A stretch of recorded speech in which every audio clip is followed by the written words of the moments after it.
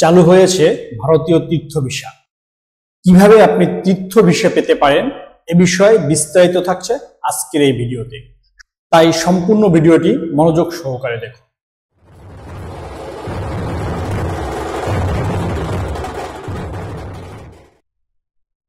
সকলে অবগত আছেন যে গত 5ই আগস্টের পরবর্তী সময় থেকে ভারতের সকল ভিসা বন্ধ ছিল এবং পরবর্তীতে খুব কম পরিমাণে স্লট দিয়েছে ভারতীয় এম্বাসি শুধুমাত্র মেডিকেল ভিসা এবং ডাবল এন্ট্রি ভিসার ক্ষেত্রে, এর সাথে স্টুডেন্ট ভিসা ছিল।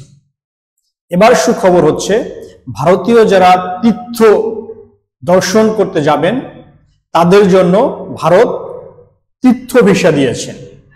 তো এই তীর্থ ভিসা আপনি 2 মাস বা 3 মাস মেয়াদি পেতে পারবেন এবং এই তীর্থ ভিসায় আপনি একবার মাত্র ভারতে প্রবেশ করতে পারবেন এবং একবার বাংলাদেশে আসতে পারবেন। তো কিভাবে পেতে পারেন আপনি তীর্থ ভিসা? প্রথমত, তীর্থ ভিসা পেতে হলে সেন্টারের যে মেইল আইডি আছে info@ibacbd.com, আমি ডিসক্রিপশনে সে মেইল আইডি দিয়ে দিচ্ছি।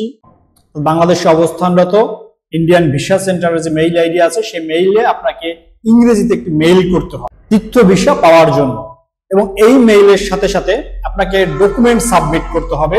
পাসপোর্টের স্ক্যান কপি, যে পাসপোর্টে অন্তত সর্বনিম্ন 6 মাস মেয়াদ রয়েছে, এবং এর সাথে বাংলাদেশের কোনো মন্দিরের একটা প্রত্যয়নপত্র যে আপনি মন্দির থেকে ভারতের তীর্থ দর্শন করতে যাচ্ছেন। আপনি গুগলে সার্চ দিয়ে এই মেইল আইডি পেতে পারেন অথবা info@ibacbd.com এই যে মেইল আইডি আছে সেই মেইলে মেইল করবেন এবং আপনাকে এখান থেকে একটা ফিরতি মেইল দেওয়া হবে, আপনাকে ডেট জানিয়ে দেওয়া হবে বা অন্যান্য বিস্তারিত বলা হবে।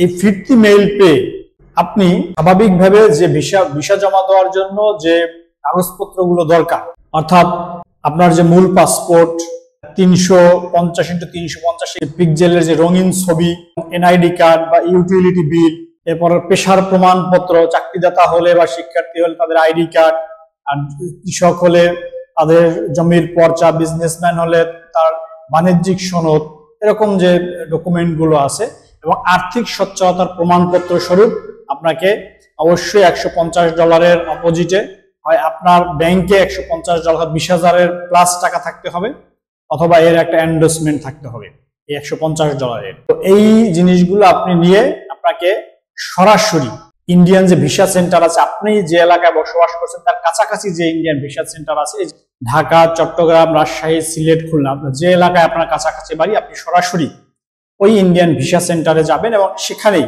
সরাসরি টাকা জমা দিতে হবে, আপনাকে অনলাইনে টাকা পেমেন্ট করতে হবে না।